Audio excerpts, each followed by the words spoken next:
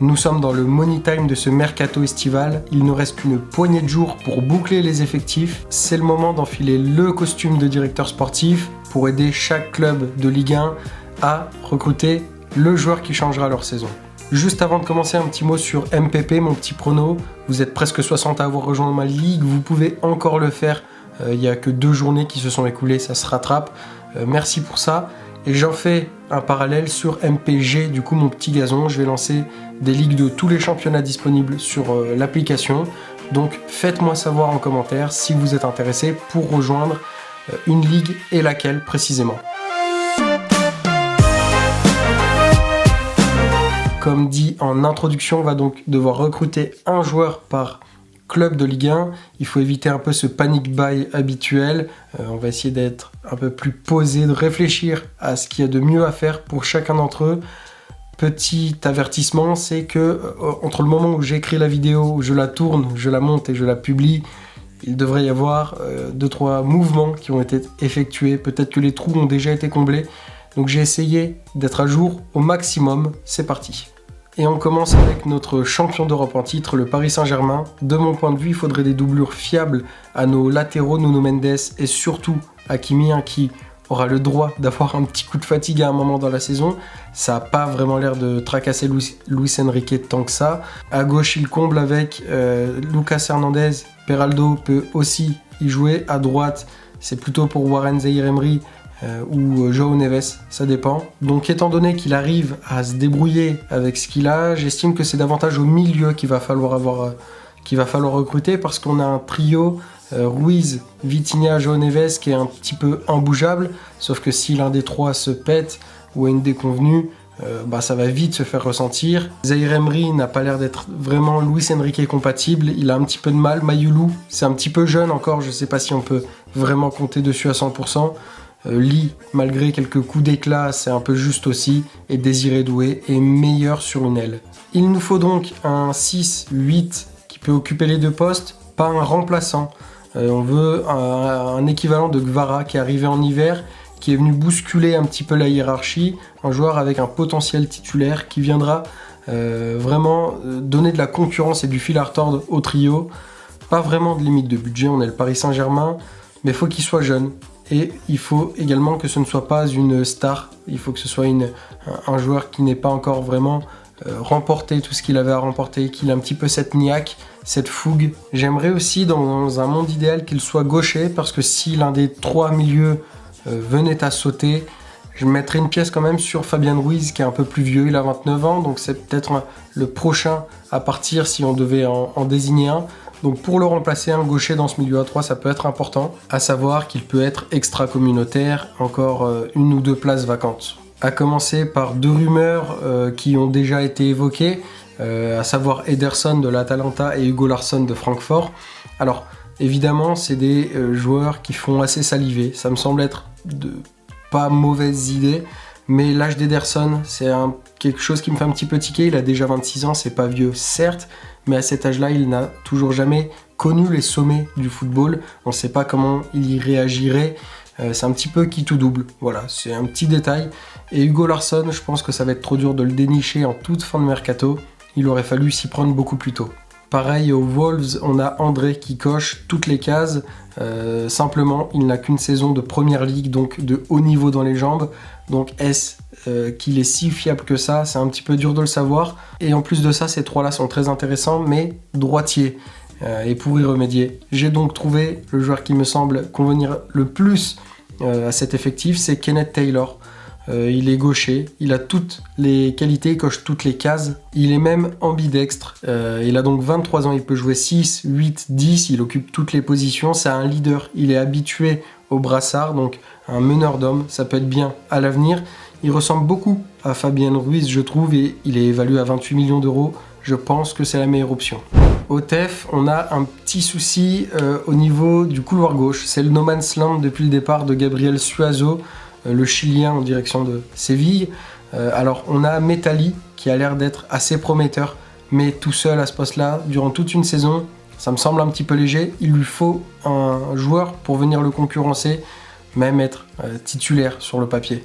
Les finances sont quand même assez restrictives, Donc le moins cher sera le mieux. Au maximum, le maximum serait 2,5 millions d'euros.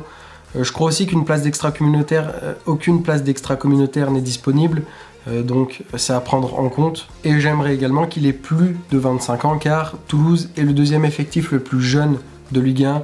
Et dans une opération maintien, je pense qu'un petit peu d'expérience ferait pas de mal. J'avais deux options. La première, c'est Jamal Lewis. On connaît pas mal de la première ligue, notamment Newcastle. Il a 27 ans, il est libre de tout contrat, donc ça aurait été une super pioche. Très intéressante en plus dans un vestiaire assez anglophone. Il n'aurait pas été perdu. Seulement, il est anglais et je doute que sa place soit admise en tant qu'extra-communautaire. Brexit oblige, donc on se rabat sur un autre joueur, Eric Boca, le latéral gauche / piston gauche de Stoke City. Il est français donc, il a 26 ans, il avait été acheté 1,2 million à Saint-Tron, donc pour 2,2 millions, je pense qu'il pourrait le lâcher, ça leur fait une petite plus-value. Je pense qu'il a tout pour s'imposer dans le club toulousain. Il a une énorme qualité qui est la vitesse et sur ce couloir, ça peut être très très intéressant. À Monaco, c'est un petit peu difficile, il y a beaucoup d'instances de départ, que ce soit Ben Seguir à gauche, Akliouche à droite, Crépin Diatta à droite. Alors, dans tous les cas, j'ai ciblé un ailier, mais lequel côté j'ai plutôt ciblé à droite, parce que trop incertain. Il y a les deux joueurs qui sont en partance.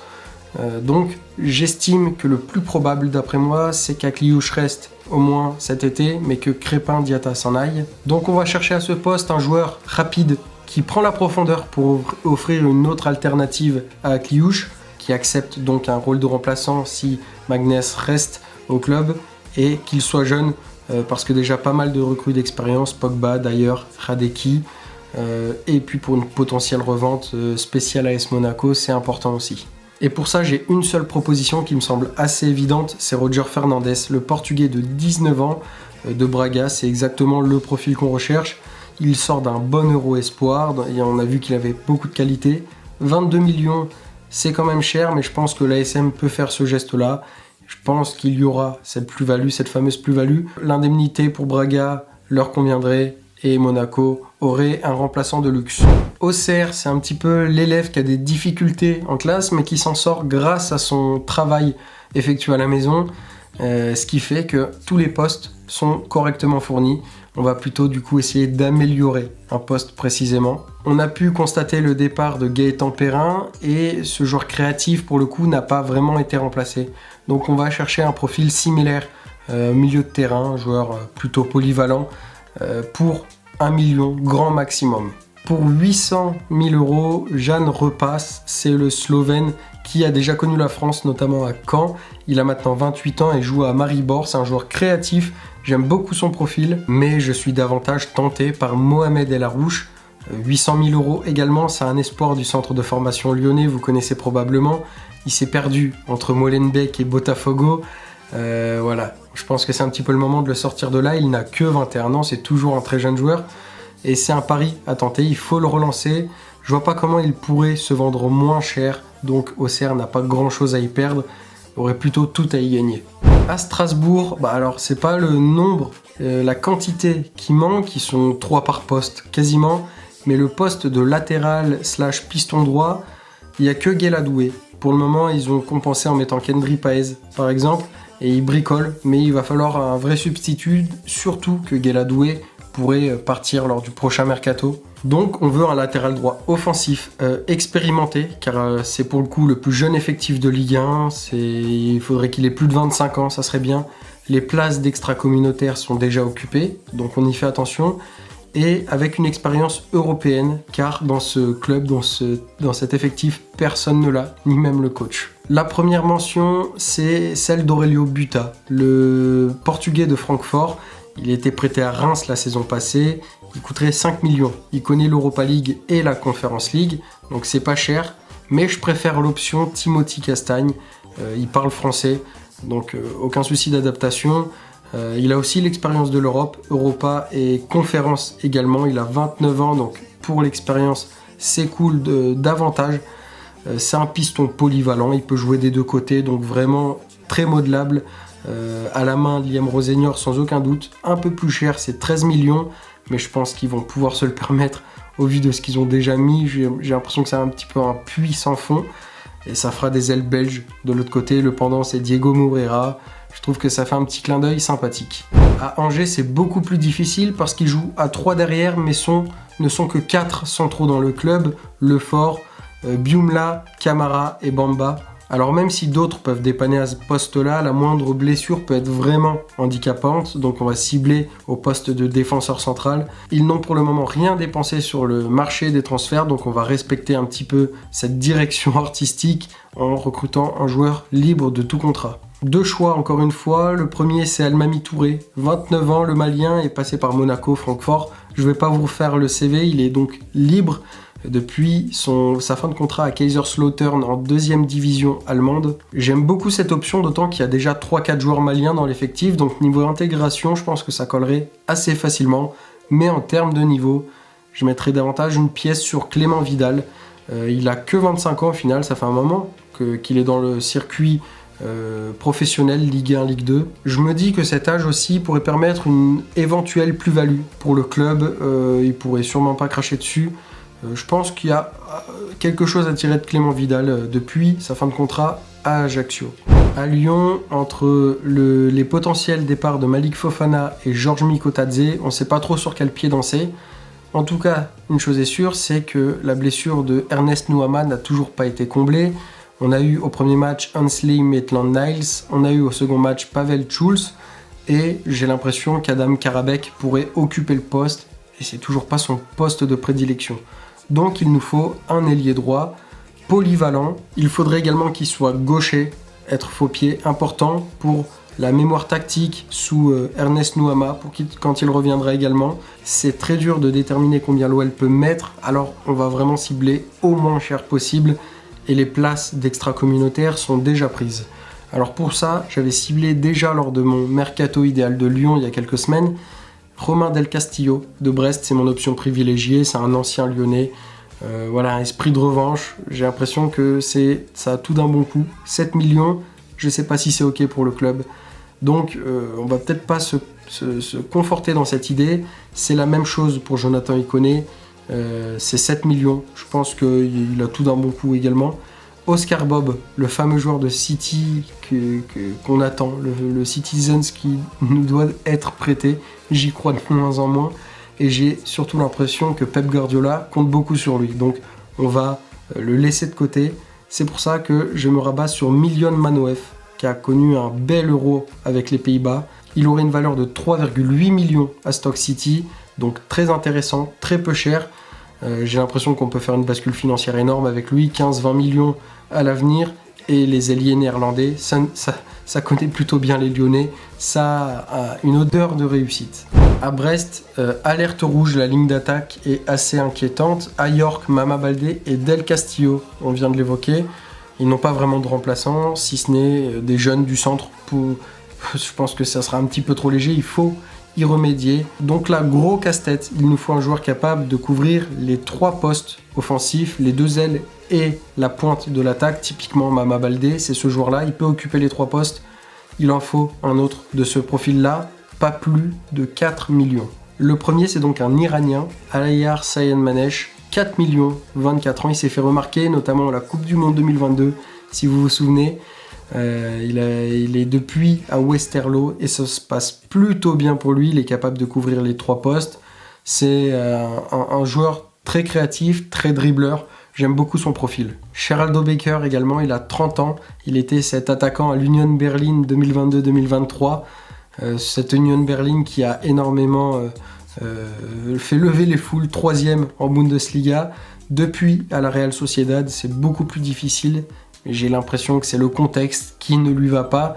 Il faut qu'il se trouve un point de chute. Il ne coûterait que 2,5 millions, mais j'ai l'impression que son salaire serait un peu trop élevé pour Brest. Alors, l'option que je choisirais, ça serait Marley Ake. On le connaît, c'est l'option la moins chère, 1,8 million. On le connaît du centre de formation de l'OM, préformé ensuite à la Juventus. Il n'a pas explosé comme on pouvait l'imaginer, mais ça se passe plutôt bien pour lui en Suisse à Yverdon. Donc à ce prix-là, tu prends pas un énorme risque. je pense que c'est le moment d'aller essayer de le relancer.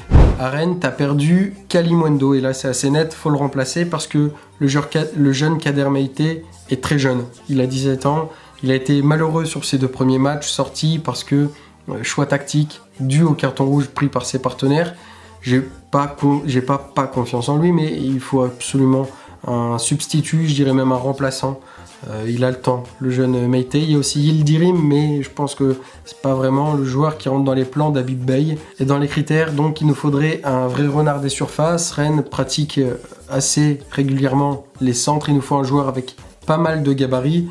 Une vraie vitesse de pointe aussi, c'est important. Il faut qu'il cumule les deux parce que Habib Beye pratique également la transition rapide et l'enveloppe peut tourner autour des 30 millions. C'est ce qui se dit, donc il y a de quoi faire une belle recrue. Et là, je me suis pas bien creusé à la tête parce que toutes les rumeurs liées au buteur de Rennes me plaisent, que ce soit Konrad Harder, Franculino ou Promisé David. Les 3 me paraissent topissimes, donc je valide peu importe laquelle. Dites-moi vous en commentaire lequel choisiriez-vous, ou alors même si c'en a un autre, faites-le moi savoir. À Lorient, il y a plusieurs choses qui me font tiquer, malgré le fait qu'il joue avec 3 buteurs devant, c'est-à-dire un buteur en neuf et des buteurs sur les ailes.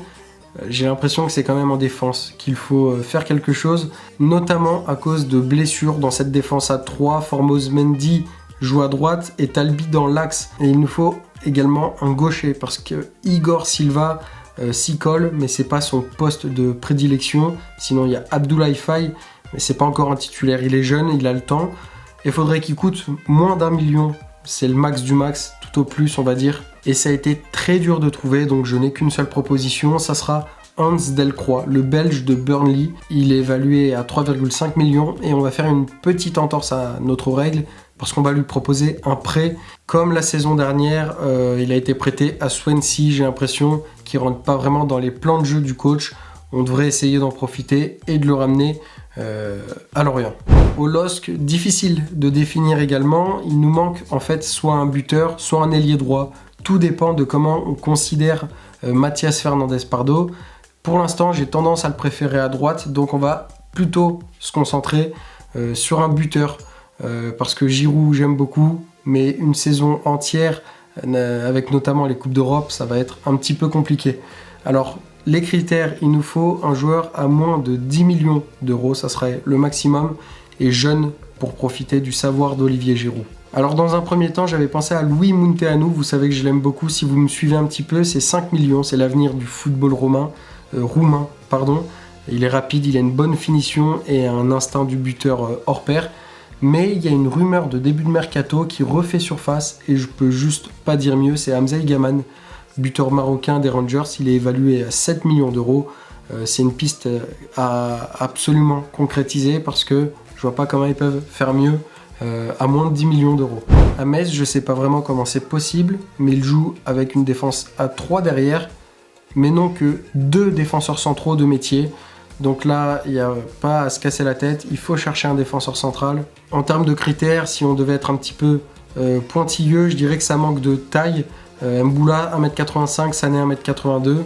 J'aimerais vraiment avoir une tour de contrôle qui va pouvoir marquer des buts sur coup de pied arrêté ou en faire marquer. Parce qu'en jouant le maintien, c'est un aspect extrêmement important du jeu. Ça peut être les points qui peuvent te faire obtenir le maintien. Donc pour 1,5 million d'euros maximum, déjà j'ai un petit peu flairé Gravillon, c'est 1,8 million d'euros, 1m89, je pense que tout le monde est gagnant dans le deal, sauf un parti précisément, c'est son club d'Adana Demirspor qui l'avait payé 2,5 millions, donc je sais pas s'il le lâcherait si facilement, et comme ça me paraît compromis, j'ai l'impression qu'il faut se rabattre sur une autre possibilité, mais elle me plaît peut-être davantage. C'est Maxime Soulas, il est parfait pour ce rôle-là. Il performe depuis 3 saisons et demie à Sonderjysk au Danemark. Il a 26 ans, il fait 1m94 et il est évalué à 1,3 million d'euros. Donc tout colle, il est régulièrement décisif. Ça reste un investissement pour Metz, c'est sûr, mais je suis vraiment confiant sur ce joueur-là. Il faut à tout prix le ramener en France. À Nice, j'étais plutôt inquiet pour eux en termes de mercato d'effectifs, mais ils ont plutôt colmaté les brèches là où il y avait des manques et des blessures. J'ai quand même un petit souci avec leurs ailiers. Alors il y en a, c'est pas le souci, c'est pas la quantité qui manque, mais c'est la qualité qui me fait davantage tiquer. Ça me paraît un petit peu léger pour essayer, pour espérer performer en Europe. Boga, Diop, Johnson, Brahimi, Ali, Cho, c'est bon, mais par intermittence. J'ai davantage confiance en Buonanni, qui est plutôt sur le côté droit, donc je vais aller chercher un ailier gauche capable de jouer à droite au besoin. Je veux qu'il soit droitier, du coup, pour la variété, car tous leurs ailiers droits sont gauchers, et beaucoup de joueurs de ballon, donc ont un ailier de profondeur. Ça peut être davantage intéressant. Alors là, j'ai ciblé 2 joueurs. Le premier, c'est Zurico Davitashvili, 10 millions. C'est dans le budget. Il peut prendre la profondeur, mais il est aussi à l'aise balle au pied. J'ai une petite préférence quand même pour Arnaud Lorienté, 15 millions. C'est un petit peu cher, donc c'est selon s'ils peuvent mettre les 5 en plus. Il faut à tout prix le ramener en Ligue 1. Il a 26 ans et j'ai l'impression qu'il a enfin passé le step nécessaire pour avoir un niveau plus que correct dans notre championnat. À Nantes, une nouvelle histoire d'ailier gauche, puisqu'Herba Guirassy est le seul à son poste. Je doute pas de ses qualités, mais il faut absolument un deuxième joueur pour couvrir. Le critère, ça va être simplement le budget, le moins cher possible pour les Nantais. Et le moins cher possible, ça veut dire gratuit, libre de tout contrat. On a pour le moment Farid El Melali, libre depuis sa fin de contrat à Angers. C'est un renfort convenable, je pense. Autrement, on a Yann Karamo. Il a désormais 27 ans et ses dernières saisons ne sont pas flamboyantes, je dois l'admettre. Mais je renonce à croire que le potentiel s'est évaporé et peut-être que le déclic peut venir sous Luis Castro.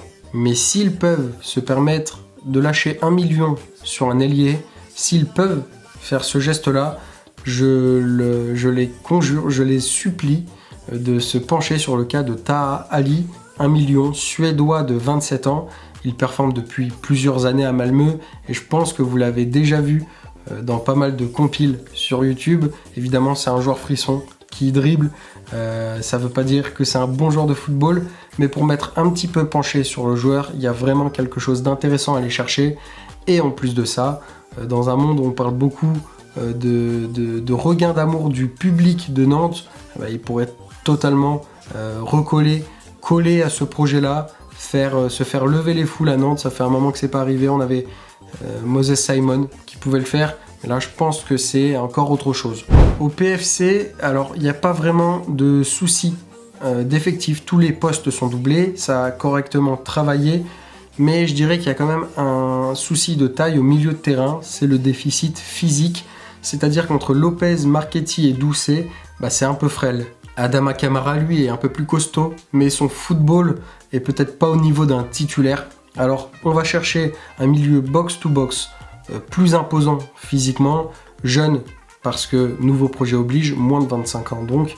Et financièrement, on a la place, normalement, mais restons raisonnables. Dans un premier temps, pour 8 millions d'euros, le Belge Albert Sambi-Lokonga sort d'un prêt à Séville, qui n'a pas été, l'option d'achat n'a pas été levée, il est donc de retour à Arsenal, mais ne devrait pas vraiment rentrer dans les plans d'Arteta. Je crois qu'il ne demande qu'à ce qu'on lui fasse confiance.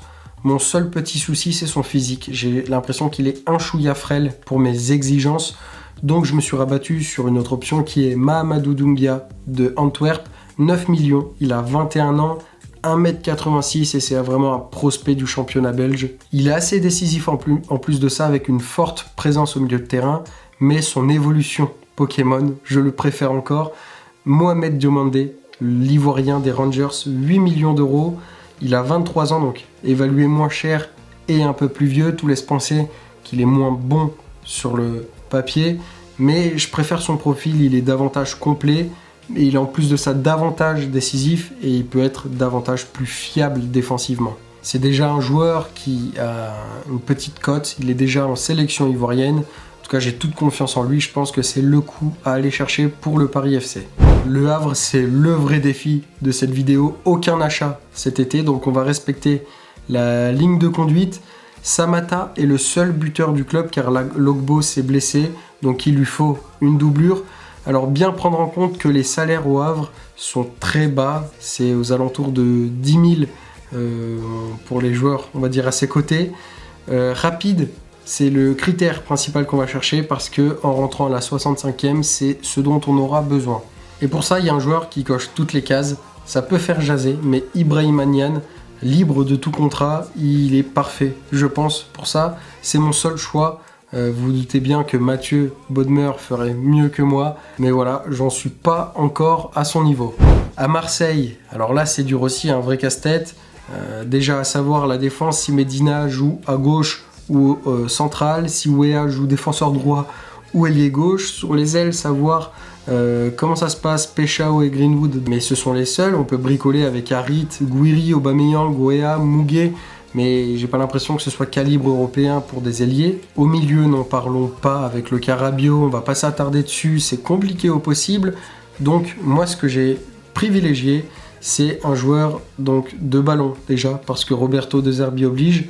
Un gaucher également, parce que l'effectif est quasi exclusivement droitier, ça c'est pas une bonne chose. Un budget de 20 millions d'euros approximativement.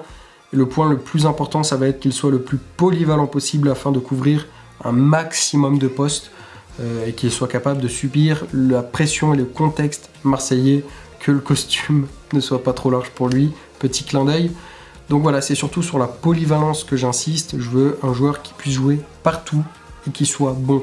Et alors pour ça, j'ai une seule proposition. Ne grincez pas des dents, réfléchissez-y avant de blâmer. En tout cas, je crois que le cas de Zinchenko est la meilleure option possible. Il a 28 ans, c'est un cerveau ambulant. Ce gars est d'une intelligence folle. Ça pourrait être l'homme de main de Roberto De Zerbi. Milieu, défense, ailier, si besoin. Remplaçant maintenant Arsenal, donc il va devoir se chercher une porte de sortie. Je pense que c'est le moment. Il coche tout, hein, c'est un joueur de ballon. Il est gaucher. La pression, il n'y a pas de problème. City, Arsenal, voilà, quand tu as joué à l'Emirates et à l'Etihad, je pense que c'est le bon coup à aller chercher pour l'OM. Et pour terminer cette vidéo à Lens, j'ai l'impression qu'il manque clairement d'un milieu central pour remplacer Andy Diouf.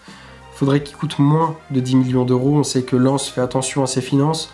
Moins de 25 ans dans un objectif de profit et avec une vocation défensive, car c'est Thomasson qui pourrait l'accompagner au milieu de terrain. Et ça risque d'être un peu léger défensivement, il faut que quelqu'un fasse le sale boulot. Ma première option, que je ne choisirai donc pas, c'est Arthur Avom, le Camerounais de Lorient. Ça serait l'idéal, mais je crois pas que Lorient le cède comme ça en toute fin de mercato, avec peu de possibilités de le remplacer. Donc on va plutôt se rabattre sur Gorby, le Français de 23 ans. Il est évalué à 4 millions, donc ça rentre totalement dans les clous. Il joue à Braga depuis un moment, il est formé là-bas, ou post-formé tout du moins.